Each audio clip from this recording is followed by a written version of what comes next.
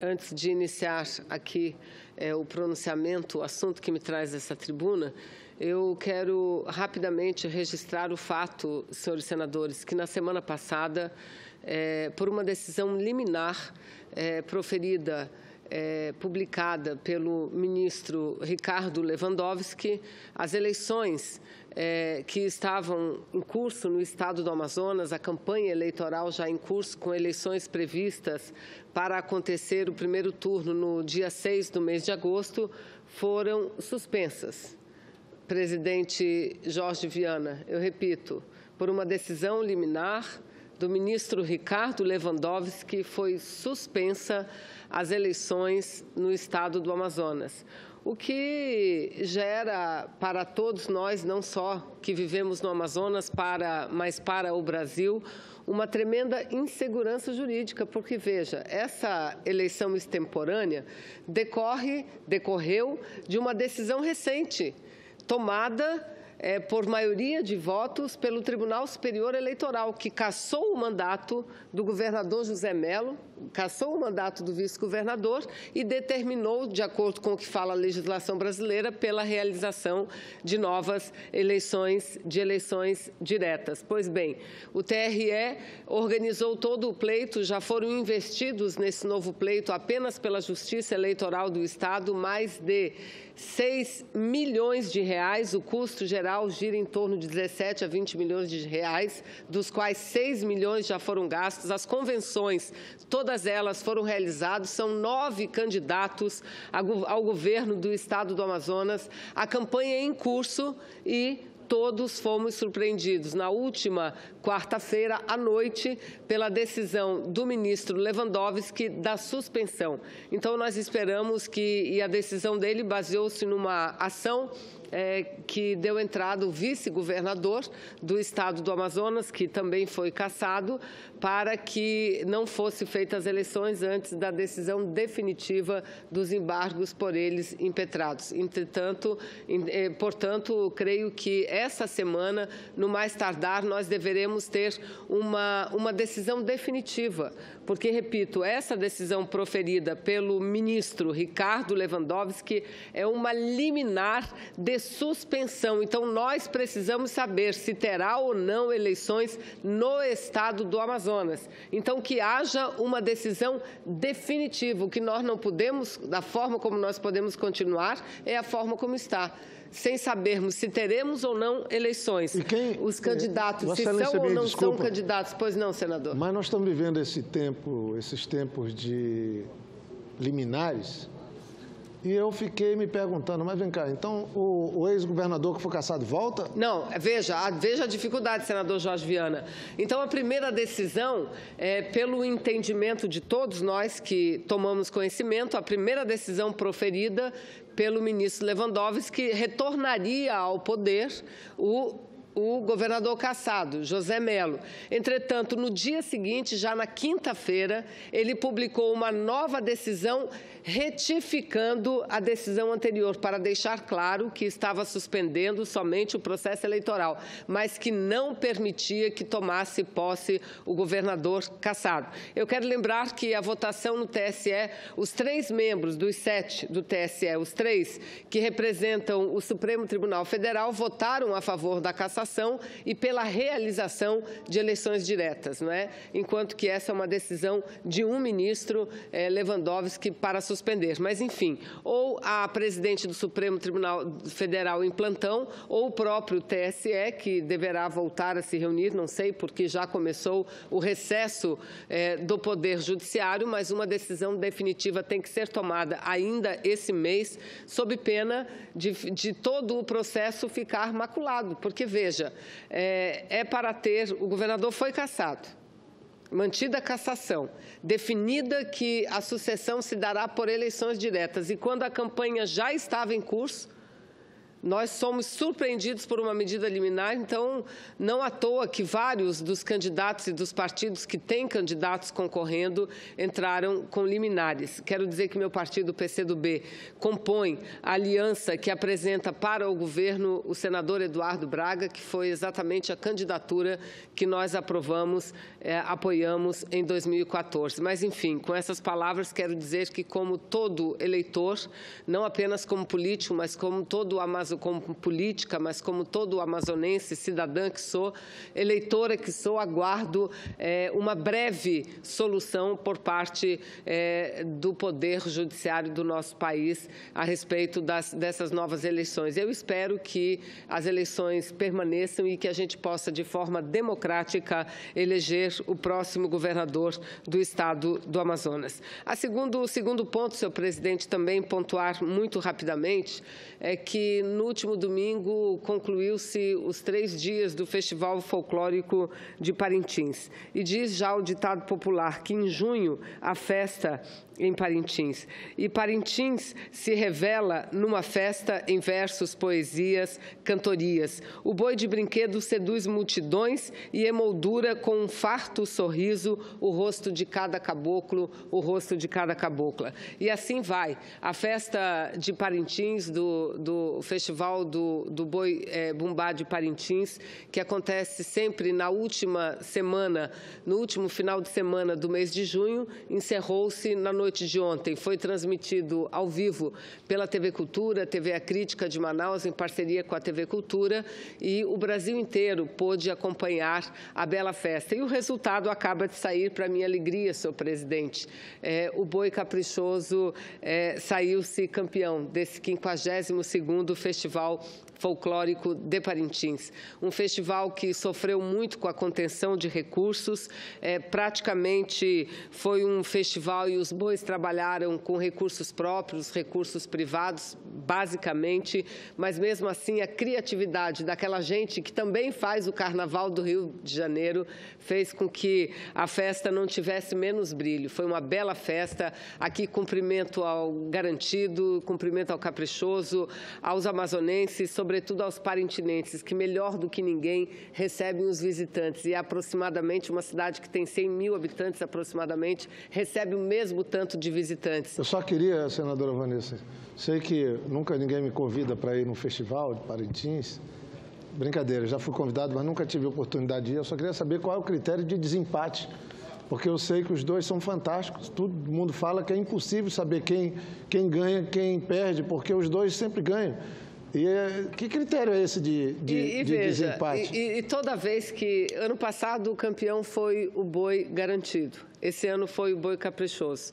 E ao final de cada festa ao publicarem-se os resultados, senador Jorge, o outro boi sempre diz que houve injustiça. Que houve injustiça. Qual é o vermelho? O vermelho é o Garantido. Mas esse ano o Senado, que é azul, aqui azul, o Brasil azulou, o Caprichoso venceu. Eu sou o vermelho. Eu sou azul, que é para poder equilibrar, Mas lá não tem problema, diferente dessas torcidas de futebol, senador. A cidade de Parintins é dividida ao meio. A Baixa do São José é vermelha, a Francesa é azul, mas o povo nunca teve qualquer problema de relacionamento por conta das torcidas. E nem político fica em cima do muro. Todos lá dizem qual é seu boi, são tratados com carinho pelas duas agremiações. Mas, enfim, no final de cada resultado, sempre um diz que foi melhor e que aquele ganhou, porque houve manipulação no resultado. Mas, enfim, todos se respeitam e esse ano quero dizer que a marujada, porque a torcida do Caprichoso é conhecida como marujada, a marujada, sem dúvida nenhuma, fará uma grande festa para comemorar mais um campeonato. E os resultados têm sido bem equilibrados nos últimos tempos. Mas, feitas essas observações, senhor presidente, eu quero fazer aqui o pronunciamento e tecer alguns comentários comentários sobre as notícias desses últimos dias, desde a semana passada até hoje. Aliás, são tantas as notícias que eu não sei por onde começar. São tantos os fatos novos que eu não sei nem por onde me conduzir, senhores senadores. Tamanha a gravidade da crise por que passa o país. Mas eu quero iniciar dizendo o seguinte, que diante dessa instabilidade absoluta, diante desse problema grave pelo qual passa o país, o Senado não pode votar a tal da reforma trabalhista.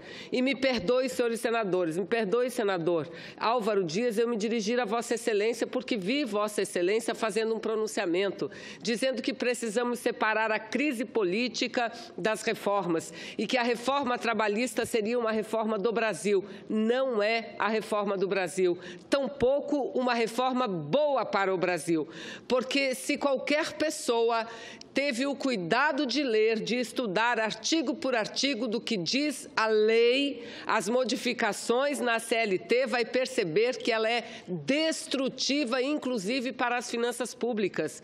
E todos os senadores reconhecem, inclusive os relatores, que para votar na Comissão de Constituição e Justiça, senador Jorge Viana, Vossa Excelência estava lá e assistiu, para conseguir os votos e votar na Comissão de Constituição e Justiça, apareceram às pressas com um documento assinado pelo presidente Michel Temer, dizendo que concordaria com o acordo que o Senado e os senadores fizessem. E, em seguida, como reclamaram, porque era muito ampla a carta, que não dizia absolutamente nada, o ofício do senhor Michel Temer, algumas lideranças governistas sentaram-se numa sala e escreveram a lápis, a caneta, um texto e apresentaram como que se fosse o norte para o acordo para que a reforma pudesse ser votada. E veja, num dos aspectos da lei que nem o relator inicialmente tocava e nem eles em momento nenhum, eles levantaram naquele documento dizendo que iam mudar a questão do autônomo exclusivo. O que vem a ser autônomo exclusivo? Uma nova figura que eles estão criando e inventando, que é uma forma do trabalhador ter vínculo de trabalho com um patrão sem, na lei, não ter apenas de fato, de direito, não. Ou seja, prevê a possibilidade de cada trabalhador e trabalhadora, de qualquer nível, de qualquer setor, cumprindo qualquer função, do operário da fábrica ao borracheiro, ao professor, à professora, ao assistente social, à assistente social, todos têm a possibilidade legal prevista na CLT, caso aprovem a lei, de se transformarem em autônomos e trabalhar para um empregado, para um empregador com exclusividade. Então, veja, eles, nesse acordo, chegaram a dizer, não, vamos tirar a palavra exclusividade, como se isso resolvesse o problema, porque o autônomo continua e lá está escrito, ele trabalha com exclusividade e permanentemente, sequentemente. Então, mesmo que tire a exclusividade, somente a sequência já dá um caráter de trabalho, ou seja, burlar a lei. Para quê? Para que os maus empregadores não assinem a carteira de trabalho, não pague FGTS, não pague 13º, não pague férias, não pague descanso semanal remunerado e ainda tem coragem de dizer que essa é uma proposta modernizante, que essa é uma proposta que não tira direito dos trabalhadores. Poupe-me. Tem um pouquinho mais de respeito com a população brasileira. O povo brasileiro pode não ter muito dinheiro e não ganhar o que deveria, o que merecia ganhar, mas ignorante não é. Sabe que essa reforma retira, sim, os direitos dos trabalhadores. Tiveram a cara de pau de colocar lá, mudando o artigo da CLT, para igualar a demissão coletiva às demissões individuais. Veja, senador Jorge Viana, isso é um incentivo à demissão e eles ainda têm a cara de pau, a ousadia de enganar, ou pelo menos tentar enganar a população, dizendo que é uma coisa boa, dizendo que isso vai gerar postos de trabalho. Não, isso vai favorecer o desemprego imediato. Aí ficam querendo criar quarentenas, não. Mas não pode transformar o trabalhador de carteira assinada em autônomo com menos de 40 dias ou 180 dias. Opa, depois disso pode. O que é isso? Então, nós não podemos, mesmo porque, senhores senadores, senador Álvaro Dias, o principal do relatório é que ele diz o seguinte: mesmo com todas as críticas ao projeto que veio da Câmara, nós o aprovaremos tal qual ele está. Tal qual ele está, sem uma mudança, sem mudar uma vírgula, sem mudar um ponto, sem tirar ou acrescentar uma palavra sequer. E por que isso? Para que sua tramitação seja rápida, porque assim ele será remetido ao senhor Michel Temer, que ele é que decidirá o que será vetado, ele é que decidirá que medida provisória ele vai publicar, ele vai escrever. Ele quem, senhores? Michel Temer. Michel Temer, que está denunciado perante a Câmara dos Deputados, que, aliás, diz que tem tanta força que até agora não conseguiram na última sexta-feira, fazer uma sessão para contar o prazo de apresentação de defesa, senhores senadores. Não conseguiram. Possivelmente não conseguirão hoje também. Então, esse presidente, que será em breve julgado, caso a Câmara dos Deputados assim determine, é a ele que querem confiar a mudança da CLT. Dar uma carta branca, entregar um monstro, entregar um lobo mau, para que ele transforme em Branca de Neve, para que ele transforme em Branca de Neve. Ele, Michel Temer, não. Além disso, ser extremamente perigoso, contrário ao direito dos trabalhadores, é um crime contra o próprio parlamento, é um desrespeito ao Senado Federal. Eu digo ao senador Ricardo Ferraz, um dos relatores, que disse que fez críticas, mas que recomendava ao senhor Temer vetar e fazer medida provisória, que não cabe a um senador recomendar nada a um presidente da República. Nós não fomos eleitos para sermos assessores do presidente da República. O presidente da República é eleito e contrata os seus próprios assessores. Nós somos eleitos para votar, para aprovar, para rejeitar, mas para votar e não para recomendar absolutamente nada para o presidente da República. Ainda mais o presidente que está fazendo o Brasil desmoronar. O Brasil está desmoronando, enquanto isso querem fazer assinar um cheque branco em branco para que ele decida sobre o futuro, senador Jorge, dos trabalhadores e das trabalhadoras brasileiras. Vejam as notícias. Eles prometeram há mais de um ano, pouco mais de um ano, quando assumiram o poder, que fizeram um golpe, e aqui recomendo que todos leiam uma matéria que foi publicada a partir de uma palestra, acho, proferida pelo ministro Barroso, o ministro do Supremo, que diz o seguinte, à época do golpe: o Supremo não se dispôs a rever o mérito do impeachment porque a sociedade estava dividida politicamente e não é papel do Supremo fazer escolhas políticas. E disse mais que a herança deixada pelo afastamento da presidenta Dilma é a permanência do abalo institucional. Ele disse o seguinte, que o parlamento utilizou um instrumento parlamentarista para a destituição de um chefe de governo no modelo presidencial. Ou seja, é isso, não houve nenhum crime cometido pela presidente. O que houve foi um golpe, com promessas de melhorar a situação econômica do Brasil, de gerar emprego. Não disseram eles que iam fazer uma reforma da Previdência para exigir 49 anos de contribuição, idade e tempo igual de homens e mulheres? Não, não disseram isso. Não disseram eles à população brasileira naquela época, tampouco aqueles que batiam as panelas apoiando, que o que eles iam fazer era reformar a CLT, mas não para modernizar, e tão somente para retirar direitos, exigir trabalho insalubre de mulheres gestantes, lactantes, mudaram a redação e deixaram pior.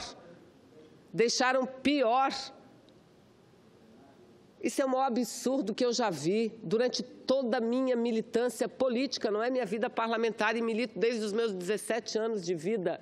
Nunca vi isso na minha vida. Não disseram isso, prometeram que a economia ia se restabelecer, os investidores voltariam ao Brasil iriam investir no Brasil, recuperar os empregos, a economia crescer, aprovar uma lei do teto. E veja, nobres senadores, o que aconteceu, quais são as notícias. Cai as taxas de investimento das empresas, taxa de investimento público e das famílias. Caiu mais de 5%, de 19% que era em dezembro, que era para 13,7%. Isso que caiu do PIB. Mais de 5% caiu a taxa de investimento. O que significa isso? Dinheiro que deixou de ser utilizado para comprar máquinas, equipamentos para a construção civil, caiu para 13,7%, o menor nível desde o ano 2000, o menor nível. Mas não para aí, não para aí. Também caiu a arrecadação do governo federal. Caiu a arrecadação, claro, com a queda da economia, cai a arrecadação do governo federal. E o que faz com que o que eles dizem quando isso acontece? Está aqui, resultado primário tem um déficit de quase 30 bilhões de reais no mês de maio. O maior desde 1997, senador Jorge Viana.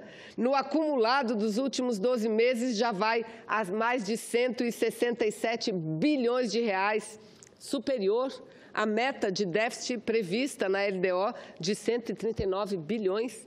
E eles caçaram a presidente Dilma porque disse que ela gastava demais. E olha aí, eles já estão ultrapassando a meta e tem a lei do teto. E o que a outra matéria diz?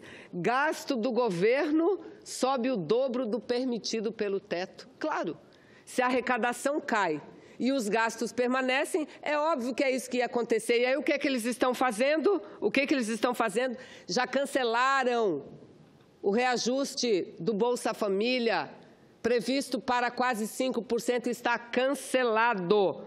Eles já cortaram dinheiro, senador Lindbergh, da educação para colocar nos passaportes, porque os passaportes tinham sido suspensos, não havia dinheiro para passaporte. Aí, como houve uma grita da população brasileira, o que eles fizeram? Modificaram. Botaram de volta o dinheiro da educação e tiraram das Nações Unidas, da ONU. Mas até quando eles vão continuar tapando o buraco? Não vão. E tanto não vão continuar que estão pensando, sabem fazer o quê? Aumentar impostos, senador Álvaro. Aumentar impostos, é isso que eles querem fazer. É isso que o ministro Meirelles está dizendo que vai fazer. Aumentar imposto no Brasil. Cadê o pato da Fiesp? O presidente Dilma dizia lá atrás, vamos sentar, vamos ver aqui, provisoriamente, para sairmos da crise, como é que a gente faz? Não, senhora, a senhora não vai aumentar um centavo de imposto. O Brasil não suporta, as empresas não suportam, tudo bem. Então, os senhores têm a fórmula mágica e eles fizeram o golpe e aí estão. Mas o que é pior, olha o que eles estão dizendo, que se não aprovar a reforma da Previdência, aumentar para 49 anos, eu estou concluindo, senador Jorge, 49 anos a contribuição, o que eles vão fazer?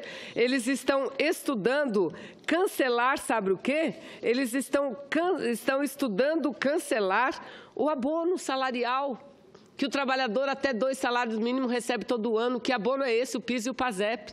Eles estão planejando cancelar o pagamento do abono. Está aqui, ó. Com reforma da Previdência em risco, o governo estuda o fim do abono salarial. Quem é que recebe o abono? Quem ganha até 2 salários mínimos. Quem atinge a reforma trabalhista? Quem ganha até 2 salários mínimos. Quem atinge a reforma previdenciária? Quem ganha até 2 salários mínimos. E, enquanto isso, o que acontece com a dívida e com os juros?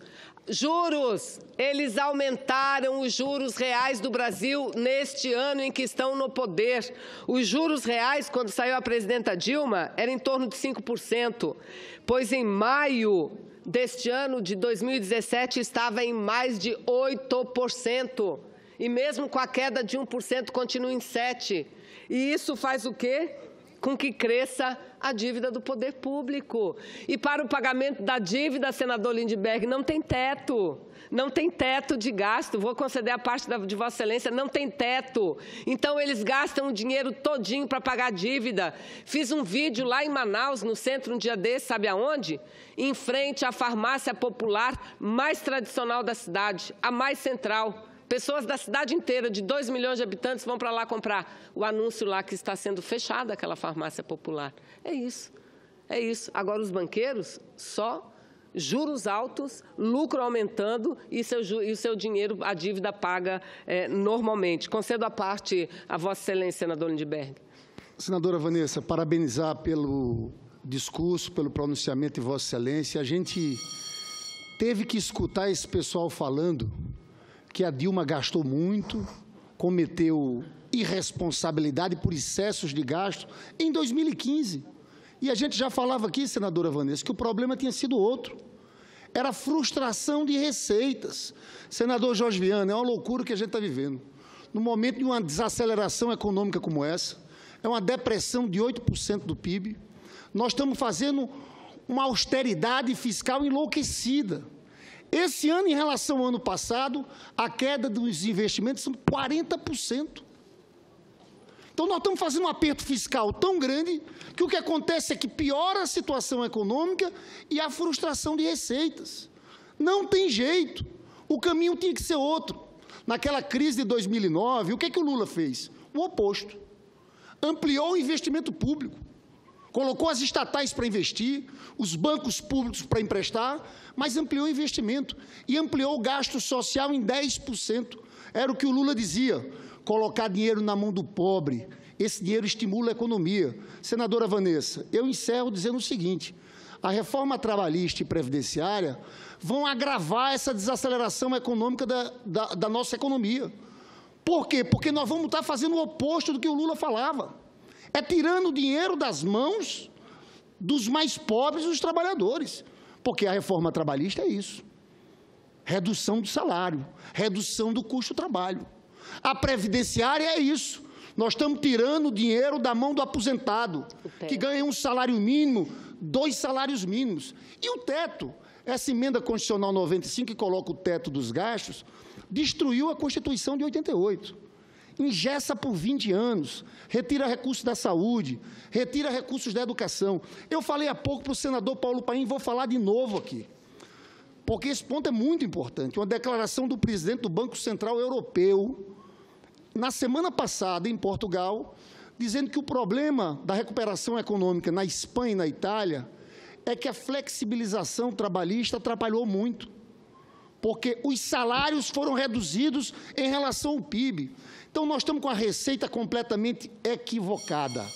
No momento de depressão econômica, insistir nesse ajuste fiscal maluco, um ajuste fiscal covarde, porque só penaliza os mais pobres, não tem uma medida para o andar de cima, de forma que só há um jeito para o país recuperar o seu crescimento econômico, que é mudar essa política. Mudar essa política, tirar esse presidente, eleger um presidente da República, para a gente poder ir por um outro caminho. Eu parabenizo o pronunciamento de Vossa Excelência. E eu incorporo integralmente a parte de Vossa Excelência, senador Lindbergh, ao meu pronunciamento.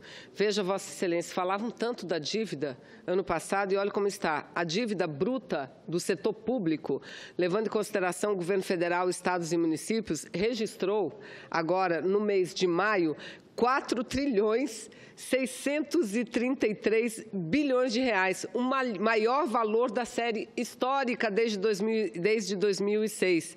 E segundo o Banco Central, veja, não é previsão de qualquer órgão, o Banco Central deverá atingir 73,1% do PIB agora, no mês de junho. 73,1% do PIB agora no mês de junho. Lembrando que até o final do ano passado estava em menos de 69%. Em menos de 70%. E agora deverá chegar a 73%. Óbvio, eu repito... A relação dívida-PIB só melhora quando tem crescimento econômico. O Lula pegou em 60%, entregou em 34%. Quando tem crescimento econômico e juro baixo, senador Lindbergh, porque a falta do crescimento econômico aliada aos juros altos, é isso que acontece. Os juros reais, eles enganam a população brasileira, dizendo baixamos os juros. Baixaram não, senhores. Baixaram os juros em percentual inferior ao que baixou a inflação, o que significa dizer, em outras palavras, os juros reais subiram. Eles estavam em torno de 5% em maio de 2016, os juros reais, e passaram para 8% em maio desse ano de 2017. Quanto custa? Cada ponto percentual do juro é muito mais do que o déficit da Previdência, cada um único ponto. É muito mais do que o déficit da Previdência. Então, veja, e olha a contradição, senhores senadores, o que diz a outra matéria de jornal. Planalto acelera repasse a deputados. Repasse a deputados. Para quê? Para comprar votos dos deputados, das deputadas, para não ser autorizado o seu inquérito, o seu processo, e assim ele continuar presidente da República. E ainda tem a cara de pau, e eu concluo, senador Jorge Viana, lembrando o que disse aquele líder do governo na Câmara, deputado Darciso Peronde. Na maior cara de pau, eu custei acreditar no que eu estava ouvindo.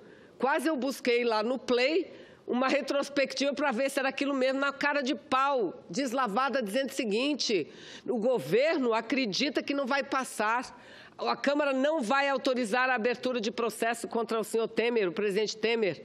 Não vai, porque nós vamos trabalhar com todas as armas, e as armas são os projetos, vamos liberar emendas. Vamos distribuir cargos. Isso não é de propriedade do Temer. Isso é do Estado, Então, é por isso, senador Jorge Viana, que eu quero cumprimentar Vossa Excelência, que foi dialogar com o presidente da Casa. Aliás, Vossa Excelência tem sido o grande dialogador dessa Casa. Tem sido a pessoa a costurar todos os grandes acordos, senador Jorge Viana. E é isso que tem que ser feito, tem que ser conversado com o presidente Eunício, que o Brasil não pode ir desmoronando o Senado sobre a direção do presidente Eunício Oliveira dar uma carta em branco, um cheque em branco para o Michel Temer, que possivelmente logo mais estará afastado da presidência da República. Obrigada, presidente.